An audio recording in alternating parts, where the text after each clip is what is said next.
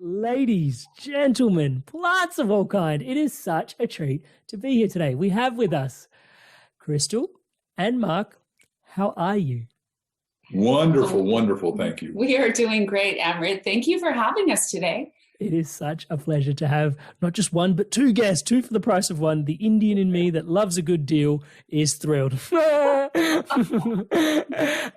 those that are tuning in for the first time, check it out. They've just written a book on how to ask. It's called Ask, ! That's the one. And it's about bridging your dreams to your destiny. There is so much to be said about all the books that have been written before and all the work that these guys have done before, but I really just want to go straight into it. What inspired you to write a book on how to ask? Well, here's what happens. You don't get what you deserve in life. You get what you ask for. And what we did is we started looking at our own lives and said, how did we get out of the muck? How did we get out of the quagmire? How did we get out of every adversity? And it always came back to asking. But we said, well, what is the model that works for everybody pretty much? And we said, you got to ask yourself, ask others, and ask God. And then we wrote everything we could think about. We did the full university thing with Harvard and Stanford and Cambridge. And then we interviewed 26 superstar askers, because as we travel around the world, what we discovered is great people, wonderful people, nice people in 80 countries we've been to, 7 million people. But the people between little success and people with vast success is one thing only: their destiny. And what we talked about off camera before we came on the show was that a lot of people get stuck in their stuff and they're trained like you as an engineer, or trained as a doctor, a lawyer, a nurse, a garbage man. It doesn't matter what they're trained as, but they've missed their real calling, their real destiny. And we think we found the clue to people asking at depth. We're telling everyone, get 2 copies of Ask the Bridge from Your Dreams to Your Destiny, and go question by question in the book. And what it does, it unravels who you thought you were to find out who you really are. So somehow there's this implication that we all have a destiny. Well, I think so. I mean, Mark and I believe we have a destiny that continues to unfold. And when we're on track, we're actually moving toward our ultimate destiny. I think we all have an ultimate destiny. And that includes a lot of phases in our lives. But I think when we're on track and we're asking the right questions and moving forward in the right direction, we're always ever moving closer to our destiny. And we found that to be the case in our own lives. Like Mark said, we determined there are actually 3 channels through which to ask. Those are ask yourself, ask others, and ask God. And that each of those channels is equally important. Starting with the ask yourself part, because that's really the reflective journey.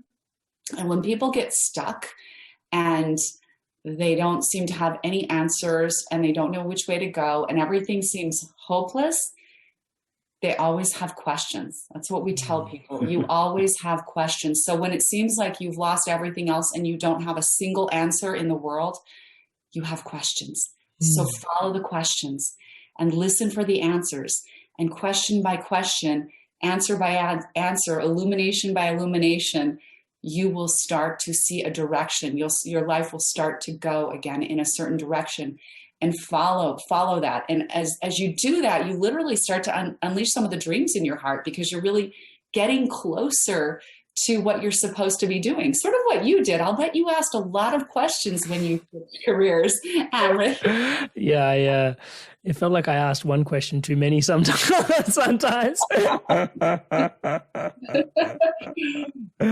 Yeah. And when I'm hearing you talking about asking yourself, what I'm hearing in there for me, that sounds closely related to actually tapping or a direct entry point into my intuition. Well, by the way, so 3 things that you just said all at once. And number 1 is we think God only gave human beings 3 abilities. Number 1, the ability to ask. Nobody in the animal kingdom except us, humans, have it. Number 2 is we have intuition, which I'm going to define as a wellsprings of wisdom that's deep within, that can't come out without number 1. And then number 3, once you got intuition, then you got imagination, which again doesn't exist anywhere in the animal kingdom except theoretically we are the top of the hierarchy, so to speak, and we're the most evolved, and we've really evolved most. You've been around humans as 2 million years, but the last 40,000 years, and then the last 500 years, once the printing press came out, we really accelerated. It's called accelerating acceleration, as you know, Cole, exponential growth. And that's where we are right now. And we're at the peak of that from a technological point of view. Whether we're there on a spiritual level, which is what you're doing, is a whole different question. We think the spiritual level is more important. And I think that you would agree. Yeah, totally. Actually, when we're talking about accelerating acceleration, that's actually one of the deepest, I guess, prayers that I carry, is praying. And I love the way that you put it, like intuition is that wellspring of wisdom that's inside. Is the prayer is that our wisdom may it forever outstrip our knowledge, because it seems like we're harnessing a lot of knowledge. A lot of wisdom, I think, not knowledge, but not a lot of wisdom. Sorry, I didn't want to interrupt you. Yeah, exactly. And that's the prayer is for the wisdom to be there, in terms of, like, I don't know the answers to some of these things, like gene splicing, and like cloning and stuff. And it's like, where do we go with stuff like that? And it's like, again, I can ask, but I don't know, and I just feel like, okay, so may the wisdom, kind of guide us, further than the knowledge can carry. Yeah. Very good point. What you're saying is there's another law in universe. Only God is unitary. Everything else has polarity, black and white and morning and night and all that. But what you just said is the same thing here. Knowledge is a two-edged sword, right? It can be positive or negative, just like fire can either warm the house, like right now it happens to be cold in Scottsdale, Arizona, where we live, but it can also burn a dang place down if you don't have the wisdom not to leave matches around for little kids. Yeah, I love the way you put that. That's a beautiful, beautiful metaphor. So I will circle back to the conversation of destiny at some point, but we're talking about asking yourself and your intuition. I imagine there would be is there a point where you really connected to your intuition, either Crystal or Mark? I had to or both. Was there a point where you realized, the answer from within? Yes, definitely. I really started down a more spiritual journey when I was in my early 20s. And I feel very fortunate because I was raised in a certain religion, and I couldn't really accept some of the, rules of that religion, or just some of the ideas around the religion. It just didn't paradigms, resonate. Yeah, paradigms. And I just, I felt very deeply connected to, God, to something greater than me, but I never felt like the rules fit with that universal presence of God. I felt like God was something very different than the way the people in that church were behaving. So, I was guided from a very young age. When I started questioning things, I started having some amazing dreams that guided me, and a lot of things were revealed to me, and my intuition started growing, and I would start to actually dream about things that I was seeking. I would see those things surface in my dreams, and my questions would be answered. And so I'm really grateful for that. It was, part of that. In the book, I don't know if you've had a chance to read it, Amrit, but the first part of the book is the fable of Michaela. And it's a fable that I wrote. And I integrated these dreams into Michaela's experience. She's obviously a fictional character, but it takes place in the time of kings and queens. And Michaela is at this point in her life where she's lost everything. She's lost her mother and her father. Both died one after the other, and then the bill collectors took her home. So she's living in a grove of trees, and she's lost all hope. And her job every day is she's an indentured servant at a stone quarry. And so her job every day is to move rocks from one place to another place. And I feel like, I wrote this because I wrote it to be every woman and every man's journey in a way, because I feel like right now, a lot of people feel like that's what life feels like. It's like we're kind of moving rocks every day from one place to another, and it's very heavy. And a lot of people have lost hope, especially with this pandemic and everything people have been through. And so Michaela falls into this exhausted sleep one night, and the being appears, and the being takes her on a journey. And he shows her this sparkling ask bridge, and he admonishes her to start asking and never stop.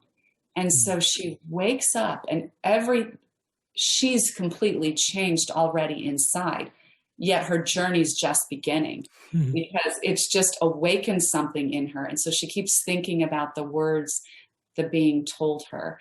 And so throughout her day, everything starts to look differently to her. She's all of a sudden wondering about everything. She's curious again about everything and everyone around her. She's wondering, what am I supposed to ask? She's starting to look more deeply into each person around her and wonder about them. What is their story? What is their journey? And so layer by layer, her life begins to expand in these circles. And by the end of the fable, Michaela has completely transformed into an entirely different person. And so I think for me, although Michaela's journey is completely different than mine, it's not that story is not my story.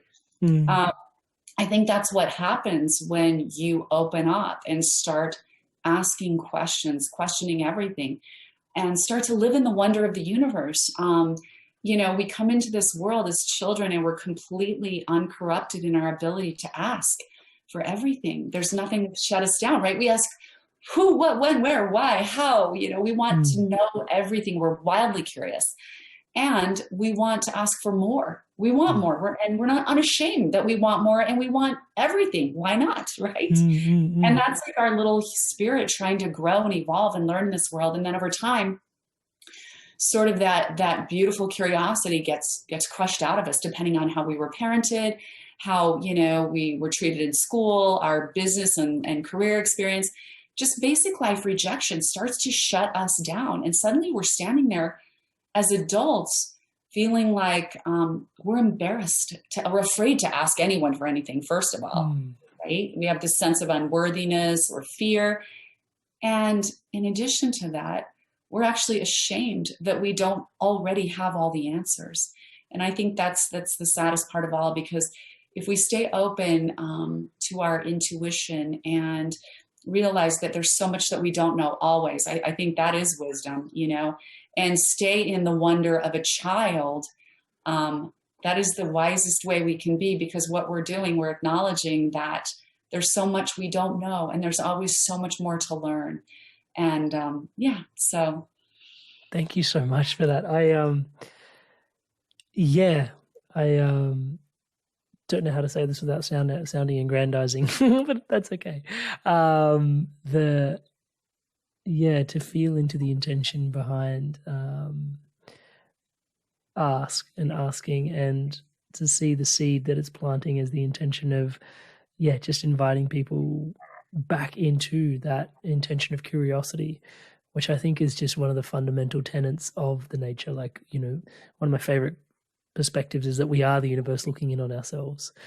And in that, it's like almost impregnated in the fabric of everything is just us looking in on ourselves. So it's like, oh, we must be pretty curious. The universe must be a pretty curious sort of creation in order to go on this journey to do that, and to see how, the intention of the book is to invite people back into that awe, that curiosity, learning to ask is profound. How do we ask is the question that's coming for, like, ask ourselves questions. I know others is another step, but when we're talking about ourselves, how do we form that bridge and that relationship with ourselves to start to ask? Is it a matter of just simply asking for the things we want?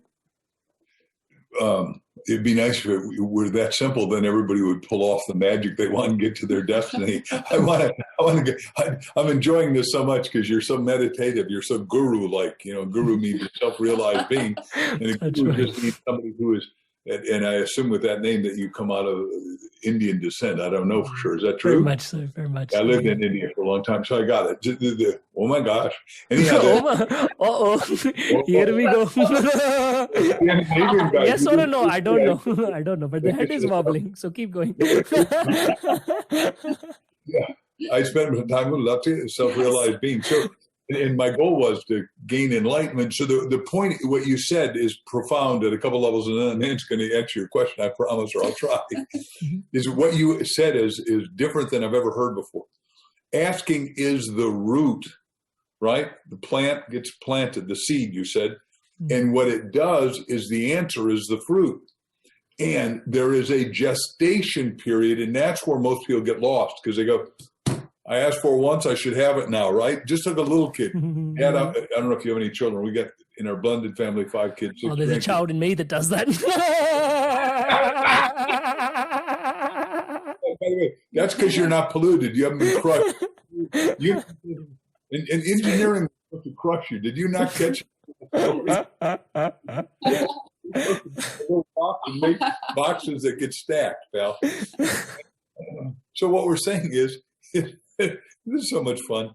There's 3 parts to it. You ask, right? But to ask first, you got to know, where am I? That's sort of like the GPS. If I call Uber, they're going to say, well, where are you? So I don't know. You just find me. You never can't do that. You got to know where you are, and you got to ask all the questions to go there. Then, where do I want to go? And this is what, back to your thing about want. Most people are not clear about what they want. And you ask most people, and they stutter and they get scared. And I've been doing seminars around the world for 44 years. And I can promise you that's the withhold that most people have. And then, where would you like to go to the nth degree? And that's sort of visualizing is realizing. And I did a whole tape and book on it. But, what would you like to see yourself? And in our case, what we want to do is see everybody take this asking journey. Get a copy of the book, Ask the Bridge from Your Dreams to Destiny, probably at Amazon, because that's everywhere in the world right now, and every bookstore is not open, although I'd rather have you go to a bookstore. Read it, but get 2 copies and go over it with somebody, question by question, and sculpt yourself, because our corporate symbol is a butterfly, as I think you probably know in luck. So everyone starts metaphorically as a caterpillar. Now, look, 8 billion of us have been in this cocoon, this chrysalis, for almost a year, which is nuts, right? And what happens is, with the right questions, you're back to your metaphor, which I really like, is the seed is the root, and now let's go get some fruit. And you say, well, come on, Mark, be straight. How does that work? Well, I know American history better than Aussie history. And when America went bankrupt the first time in 1898, what came out of it? 4 things after it was shut down. The automobile, Henry Ford, the telephone, from Alexander Graham Bell, electricity, the light bulb from Edison, and 2 brothers at a bicycle thing, decided they could fly after they'd broken every bone in their body. They're laying in the hospital looking at each other. And he says, maybe that dumbass German's not so smart. He may have screwed up on because you're an engineer, the coefficient of lift and drag, and it was only off 1%. And so calculated it because they're sitting in the hospital for 6 months. Most people don't know that part of the story, and I just think it's so good because we're talking about the gestation from the question to the answer, and they got the answer, and obviously they went through a lot of pain to get there. And is that an invitation to asking the question, but then also having the patience for the response to arrive in your life, is what I'm hearing. Right. I think that's absolutely true. I think you have to be patient. We call it the asking journey. Life continues to unfold. And even when you'll get so many answers and you'll be in a good place and a good track, and then something else will come along in life that's going to challenge you. And you're going to need to sit down with yourself and ask again. It's a journey that never stops, but it's one that we need to keep taking so that we can keep moving forward and not getting stuck. And like Mark said, there are like 3 critical phases. We think of that asking yourself part, that reflective journey, so that you can understand where you are now, what's working, what's not working, what do we need to change, what just getting gut honest, sort of holding up the mirror about your life and really looking at it. And then where do you want to be? Because that's so important. And how many people do you know? And we see it all the time where people are so unhappy, but they have no idea what would make them happy because they've never taken any time to ask themselves. They've never taken this reflective journey. They've never sat down in the quiet, the phone's going off, the dings, the notifications, boom, boom, what's happening on social media. We're so distracted by absolute rubbish all the time, right? It's meaningless. It's a bombardment. It's a bombardment. Bombardment. Really meaningless rubbish. And then we wonder why we feel discombobulated, ungrounded, unfocused, why we can't get somewhere. We're not taking that time in that personal journey with ourselves to ask those questions, to patiently listen for the answers. And it takes patience, but it also takes awareness, quiet, a little bit of intuition, If you've got noise happening all the time, how are you ever going to hear the answers? Because I know for me personally and for Mark, some of the answers we get, many of the answers come in those quiet spaces, in that still small voice from inside of you where you're connecting with the divine. You know, how do we think God talks to you, right? It can be a big, you know, hammer over the head if he's really trying to get your attention, right? But, you know, really, the conversations with God, with the divine, are so subtle, but yet so powerful. You know when they're happening, but it's because you've given this space and this presence. You have to have presence when you ask these questions. And we say, when you get to that part where you're saying, what do I really want? Where do I want to be in my life? Now that I realize where I am and I'm not really happy with it, where do I want to be? You know, start from that place of beautiful imagination. I mean, like Mark said, we're the only animal that has imagination.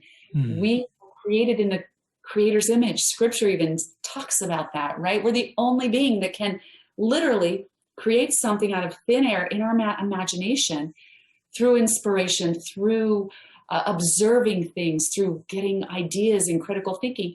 And we create that in our imagination, and then we can bring it to life in the real world. And in fact, every single thing that has ever been brought to life in this world came from someone's imagination.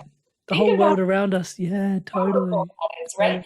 So for everyone who's listening, you have that same imagination. Yours is just the same. It's amazing, right? Let's sit down and use it. Take the asking journey with us. Sit down, that second phase, like, what do I want? Where do I want to be? And what does that look like? And I'm going to imagine it, not from the lowest state of my being, not from barely getting by and, you know, but from my nth degree of happiness, satisfaction, fulfillment, the nth degree of that I can imagine into being. I'm going to start there. And then I'm going to ask the questions backwards. In this nth degree of my most amazing career, what am I doing every day? Who am I talking to? How are they responding? What services am I promoting or talking about or sharing? What products am I promoting? How is that changing lives? And how does that make me feel? And in that way, right, asking those questions, you engineer it, talking to the engineer, backwards, right? You create your perfect architecture from your greatest imagination in life. I love that. Yep. So to sort of visualize what basically would be your version of utopia and to sort of ask the questions backwards from that. So how does that feel? How does that look? Who am I sitting with? Who am I talking to? You know, who have I met on the journey? You know, it's very timely that we're having this conversation. On just the weekend gone, I was at a dear friend's home, and he's actually been on the podcast. His name's John McDonough, and he's here in Australia. And he's a beautiful friend to have because he's quite a bit senior to myself. And he said, you know, everything in life that I've sort of asked for has come my way.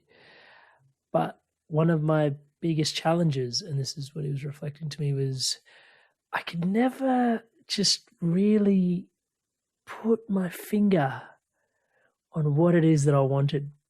That was the battle, like figuring out what I wanted. And I remember the way he said it, and I'm just looking at his face, and I was just like, yeah, when you put it that way, it's not that easy when you stop to think and go, what do I really want? You know, first of all, like you said, many of us do not ask the question.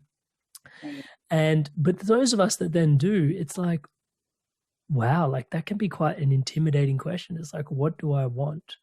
And figuring out what you want. And then, as we said, like, as you were sharing so eloquently, like there's the bombardment of what society tells us we need or want, and all those sort of layers that get packed in, trying to discern that from what it is that I really want, from kind of my own what's emerging from within, potentially the soul. Or I think that's really, really, really timely just to sort of reflect on what he was sharing and what you guys are sharing as well in this space in terms of how to find out exactly what you want.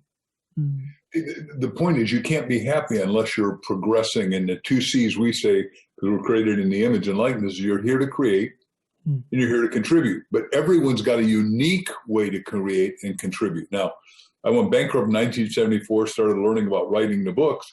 And then, now I've sold 500 million books and everyone says, well, you should be the happiest camper. Well, my cliche is a happier man nowhere exists. I think I'll keep doing it and persist. The point is, I love that. I write cliches. Anyhow, I love them. And I know they're so good in my brain. And so, but we're halfway to goal. I want to do 1 billion books. And if you look at my critics, they'll go, this guy doesn't know it. There's only one, the Bible sold 1 billion, but no human has. Well, nobody has, but you're the 122nd podcast we're doing. And we're very thankful. We just started in April last year and we sold a lot of books as a result and thankful. But I'm on the Amazon bestseller podcast. And the guy starts out saying, well, you're the Roger Bannister of books. I thought, I love that. Do you remember who Roger Bannister was? Yeah, the 4-minute mile. Yeah, but the week after he did it, before that, your heart would jump out of your chest. Everybody knew nobody could run that fast. And so now what do you got? We did 119 people did that. Now our family, we all meet in Boulder, Colorado, and we do the Boulder, but they let they let the people from Kenya who have the longest legs you've ever seen in life. I mean, they're all legs and no torso. These people, they take off first. They are back to 120,000 of us run. It's a charity fundraiser, and we bring our family. When we're starting, they're finished. They look like, I'm glad you see the humor in this. They're like gazelles moving across the line. Holy cow. Because 120,000 people all giving money for this thing and getting a T-shirt for a lot of money. So it's, I got the T-shirt, we did the run. That's but right. the point is, You wave at the camera. we are literally happy. Then just one other thing, after I got a painful divorce, I wrote down 267 things. What do I want in my ideal other person? I thought I wanted a soulmate, and I ultimately got my twin flame because I said, we're going to have the same values. We both got to be deeply, profoundly into spiritual growth. Because what do you do when you're 16 or 17? At least I think in Australia and India. Well, in India, they arrange your marriage. So, right? Yeah. Freedom of making a mistake and get divorced if you don't screw it up. Because what do? Most people say, I just want me a hot babe. Or a girl says, I want him tall, dark, and handsome like the men we're looking at. Right? Superficial. Not demeaning anybody. Yeah, the values conversation is, not there. That's why divorce is running rampant. Whereas I never told her until after we got married, she was 267 out of 267's quality, values, attributes, characteristics. Awesome. Right? That's so epic. Right. I was just going to say, I had to tell you. Like he didn't tell you. Were you born in India? No, I was born in Australia. Yeah. Okay, so in India, the third thing they when they're arranging a marriage is how does she smell? So I one of my goals was she had to naturally smell good, and she does. Take 267 things is a lot of things. So that's a lot of clarity. I think that's really powerful what you're sharing there, Mark. It's a real invitation to detail. Clarity is power, and more clarity is more power. And what you just said about your friend John is it's hard to get clear, and that's why Crystal says, look, we spend the first hour every day prayer and meditation together, going through the questions, going through the thinking, making sure we're sculpting out what doesn't work in our life. Sort of like if you've been to Florence, Italy, you see the world's greatest sculpture of David, and they say to Michelangelo, how you make it David? They say, I chip you out everything that wasn't David. Well, that's what the dimensionality of finding your destiny is, chipping out the stuff that isn't the true spirit of who you are. I love that. That is so profound for me where I am right now, learning to say no to so many things. As there's some point on your journey where we learn to say yes to allow really what is we're trying to call in to come in, and learning to ask for more and more yes. But even at some point, our journey evolves into learning to shed some of the things that are not distinctly aligned to exactly what we're trying to call in as well. So there's an interesting thing you touched on, Mark, and some part of me just wants to jump on it like a tiger. So the piece is, you mentioned that you spend morning time in prayer, and Ernest Holmes wrote a book called The Science of Mind, which is almost like a Bible to me. And one of the things he talks about, Emmett Fox. Love Ernest Holmes. Yeah. Yeah, and he talks, and the thing that I took away was like, I never paused to reflect on this until after reading that book, was when we pray, we never really pray for like, oh, I hope someone graffitis on the wall outside. Like, our prayers are not mundane. Our prayers are always just like, I'm praying for the health and benefits of, my family, or, my loved ones, or, prosperity, or, whatever it is that you're praying for. You're praying with the sincerest of intentions and the purest of hearts and the clearest of mind, like actually the clearest of mind. And there's something about the efficacy of prayer in clearing and aligning your intentions in your mind, which, I just feel like you just mentioned it in passing that you utilize prayer, but I think that may be a really profound piece of all of this, right? To learning to ask, because if you don't know where to potentially begin, I feel like what you're praying for is asking as well, right? I would like her to go into that. I just want to do one thing back to the Ernest Holmes, and then I'll let her answer the prayer. We've got great friends that I've been in business with and friends with down in Isla Mujeres. It's off Cancun in Mexico, a magnificent place to visit if you haven't. And I spent 2 weeks there, and every day for 4 or 5 hours, the only thing I read was Ernest Holmes. And I highlighted it. I wrote notes. It was profound. It was early. And then in the afternoon, I became a pretty good sailor on a trimaran. Climbed all the mountains and went to Tulum and all the great pyramids. It's beautiful there, isn't it? It was amazing. It's one of those things that is so profound. I thought, I got to go take a 2-week vacation where I got 2 friends that would not bug me. They're deep into spirituality. So I'd read it and I'd say, Lindell and Steve, do you mind if I take you through this? And she will tell you unequivocally that we're deep, close friends. And she even writes us saying, well, you're so prayer rich. Why don't you go do X? And I go, wait a second, you're telling me to do it. You're 70, she's older than I am, and he's older. You go do X. I love your smile and your laugh. Touchwood. Fabulous. I mean, you cannot be in a bad mood. Touchwood. Keep me humble. Keep me humble. So you brought up such an important point, like the prayer part and the asking and prayer, and isn't that an important part of it? And it absolutely is. And that's what Mark and I discovered, that when we studied all the people that we looked at who are what we call master askers, who have had great success in life, ourselves included, those 3 channels are equally important. And those are ask yourself, ask others, and ask God. And the asking God is such an important part of this asking journey. And I think for people, we tend to be quite narcissistic. All of us do in this life, and quite self-focused. It's just sort of, human nature to be that way, I think, a little bit. But the beautiful thing about asking God is, people say, well, what if I don't believe in God? What connecting with the divine? I mean, you've got to start recognizing yourself as part of this divine creation. So whatever your belief is about God, if you can just connect to that and be willing to expand your thoughts and your beliefs a little bit, because it's like reaching out of yourself. When we're so self-focused, we miss a lot of life. It's kind of like taking a camera lens and you're focused on that pimple, right? When you're looking too close at your life and it's all about you. But when you take the camera lens and bring it out, you realize there's so much more to life. There's so much beauty to life. There are so many people that are part of this beautiful creation that you are also a part of, and nature is a part of, and every living thing is a part of.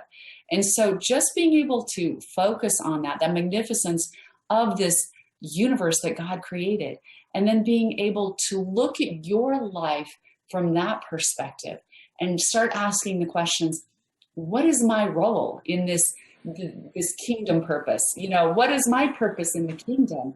How can I serve in this beautiful universe? How can I serve in this creation? How can I show up every day and be this greatest expression for which you made me, God? I mean, is there any greater question than that? And when we do that, it's sort of like, bringing back the camera lens, and like, you don't see the problems as much.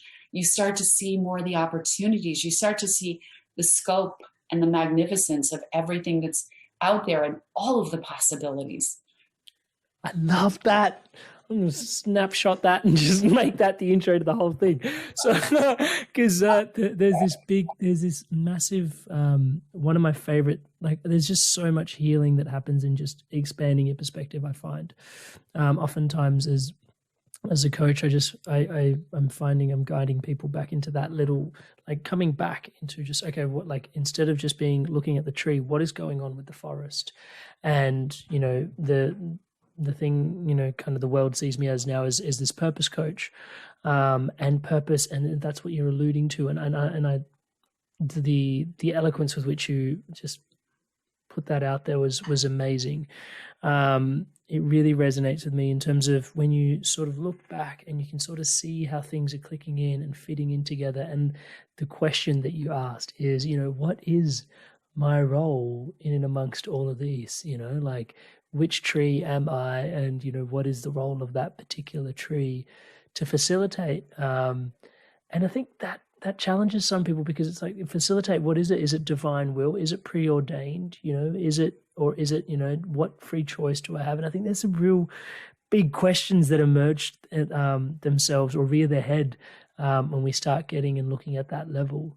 But I think it's really beautiful what the ask God, but also ask yourself, because as much as it feels so overwhelming, is like, okay, like, do I even have free will, or do I even ever have choice? What is my destiny? Is there a destiny? If everything's destined, what is my role in it all?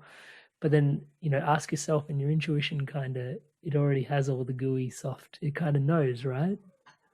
Well, let me talk to that just for a second. What we're teaching in the book, right? One of the biggest questions you can ask is, if you don't know what you're supposed to be doing, to be passionately on purpose about your destiny. Before you go to sleep, when you close your other eyes, you push back sleep a little bit, and you go in your deeper, innermost, highermost self and say, God, what's your destiny for me? God, what's your destiny for me? God, what's your destiny for me? 400 times, or whatever number you can do before you pass off to sleep. But tell your sweetiekins, hey, I don't know if Mark knows what he's doing, but he's sure sold 500 million books. He says he's going to sell 1 billion. And he told me to have a pen and paper next to bed, because the answer will come. See, most of us, back to your bombardment, which I love that term. I never heard anyone put it quite that way before. Crystal says, look, you're over endowed with 18 billion brain cells, right? And you got to go deep to get past all the superficial stuff. And when you ask all those times, the answer comes. And the simple example for chicken soup, Jack and I didn't have the right title. In our respective homes, we gave ourselves a thought command. Say, God, tell us the best-selling title, mega best-selling title, mega best-selling title. Calls me at 2:58 in the morning, wakes up the whole house. This is before cell phones. This is 1989. And he said, chicken soup. I said, for the soul. We both got goosebumps. This is a corroboration of truth. We did not know that we were going to get turned down 144 times, and that our agent was going to, and we had to sell it ourselves. But that's back to your thing about patience, because patience is got to have a subset called persistence, and you've got to be willing to write down what the destination is and what you're supposed to be on purpose. Everybody needs to be on purpose, and you can't be happy, I don't think.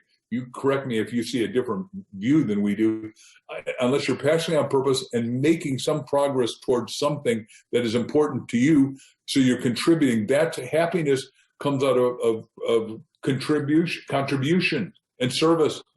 Absolutely. And I love talking to you guys. This is my favorite. Thank you so much. Yeah. So my top, we talked about values before, and mine's a connection, contribution, and celebration. And that contribution piece, I think, we're often looking for happiness, but contribution and progress is Mark, thank you so much for putting it so eloquently. I really appreciate that.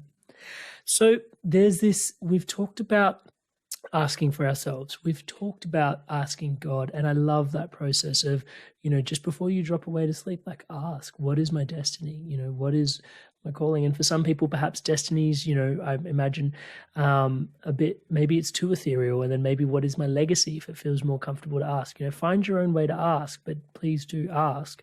I think the thing that I would like to ask next in this space is asking others. Why is that so hard for so many of us? Well, it is so hard. And, we write about it in the book.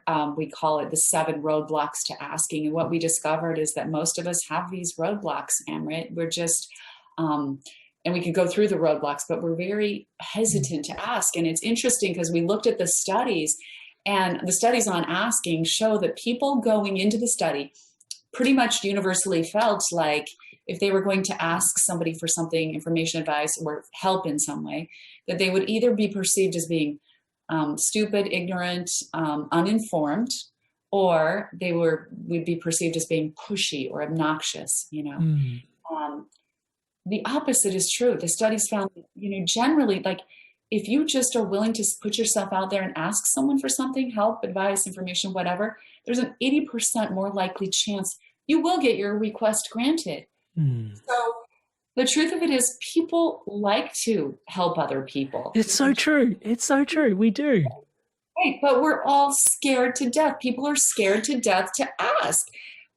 And so it's this conditioning that is talking to us all the time. And those are the 7 roadblocks we talk about. And those are, unworthiness, doubt, excuses, which is sort of that long ranger syndrome, which, no, I don't need any help. Well, why don't you ask? No, I can do it myself. Don't need any help.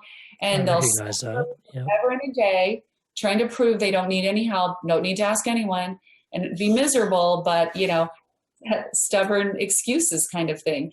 And then there's just also fear, which is, some people have terror. They're terrified to ask, right? Somebody something. And I think that terror is really about rejection. I think some people are so afraid, as human beings, we need love. We need to experience love. And I think if they feel that someone says no to them, it's a rejection, and it's sort of a withdrawal of love or approval. And again, that's not true. It's just our perception. If someone says no to us, it really has so much more to do with them than it has to do with you. They could be having a terrible day.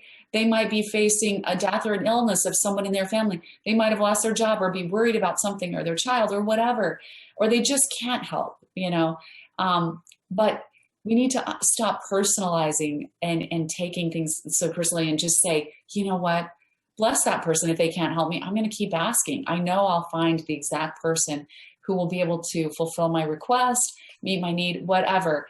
But you can't stop asking. That's the key. And another one of the roadblocks is naivete. And that's a big one.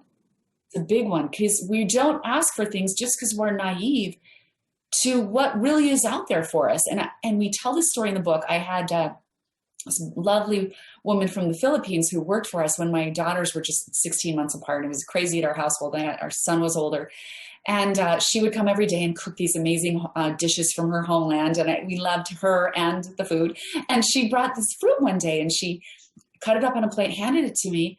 And I bit in. It was this juicy orange fruit. And I said, Melda, what is this fruit? And she goes, it's a mango. And I go, a mango? How come I've never had a mango before? I considered myself to be very worldly. I traveled many times. And I'm like, how did I miss the mangoes? These are so great. And I go, where did you get these? Thinking she must have imported them. And she goes, at the grocery store. And I thought, how did I miss the mangoes? Because I'm a girl who grew up in Idaho, where there are lots of potatoes, but no mangoes. And so I thought, it made me think about it really deeply. I thought, what else am I missing in life? Because I'm just naive. I have no idea it exists. What person am I passing by every day, or somewhere in my energy orbit that could be my greatest advocate, my next best friend, someone I could help, or a business colleague or partner? What else am I missing? What opportunities, what experiences? Because I'm just really naive that they even exist for me. And it made me think, I need to open up to that living in that wonder, living in the question, looking around me, my world more, and saying, what is this? Who is this? I wonder what they do. It's that asking journey. And so part of what we miss out in life is that very thing. It just comes from our own naivete. And it's definitely a roadblock in our life, in our progression. And then the final, the last two are pattern paralysis. And that is just, doing those things over and over again in our lives when we really know at some level they're not working, but we never stop to ask why, or even ask if it is working, acknowledge what's not working. We all do that way more often than we like to admit. Stop pointing at it, Crystal. Yeah. Wow. I hear you. I hear you. That's why we don't ask. So we need to get over that. And then the final one is disconnection. And I think for me, that's really the saddest one of all. And that's really about disconnecting from the dreams in your heart. So almost giving up on yourself and getting to that apathetic state where, you know, you're just kind of hopeless. And we see a lot of people there right now, Amrit, and I'm sure you do in your coaching practice as well. And so we just are encouraging everybody to get this book, read every word, take this journey, challenge yourself to take this asking journey with us, because it will wake you up. You will start to come alive again. You will start to recognize yourself in these stories and in these lessons. And it's very transformational. Wow. Thank you so much for sharing that, Crystal. And Mark and Crystal, what's coming through for me at the moment is just, maybe it was by design. I'm not entirely sure. Maybe you can speak to this. But yeah, at this time, just having surfaced or surfacing or just still kind of, I'm not sure exactly where we are in the COVID wave, but we're all on our boards, that's for sure, in isolation. And one of the things that's been remarkable for me, touch wood, is, being, as I said, the world sees me as the purpose coach. So many people are questioning everything right now, everything related to this purpose destiny conversation. It's like, like either they've been forced to take leave, or they've been forced out of spaces, or they're choosing to take time off to reevaluate where they are. And I feel like people really are taking the time to get still and to question. So I really find it quite poetic in its timing, or potentially intentional at your end in its timing, of writing a book that is asking us to, when people are naturally asking at this time, bigger questions about life in general and where they are in their place in it. And also not just their place in it, but also collectively the way we operate as a society. Like, I think at certain points, if I told you that we would ground all airplanes across the planet, you'd be like, yeah, in your wildest dreams, mate. And all of a sudden, it's like, no, all air travel is grounded. It's like we can actually, and then like dolphins are swimming in the rivers in cities again. And it's just, so much is availing itself at this time. And I think people are asking questions about how the economy works, about, how we trade, about all preconceived notions of how we go to work, and people are working from home. So I think we're asking so many questions of ourselves and of society, and potentially even of God right now, that I think, it's just a really timely juncture to receive such a blessing in the way of this book. Thank you so much. Well, we want everyone to get a copy of it, because most people, back to what you've said, is all profound and correct and articulate and a great summation and summary of what we've said. But most people don't know how to ask. So what we say is, look, this book that we put together based on she got 121 letters a couple of days ago, is transformational, because people get it and then they go over it with their spouse, or they go over it with their church mate or their business partner or their mastermind partner. And what happens is they're unveiling the truth of who there is. What's the truth of your soul? What is it that you want to know about God in you? That's the point. I love it. Thank you guys so much for sharing yourself so abundantly here in this space today. It has been such a pleasure. It's been a joy.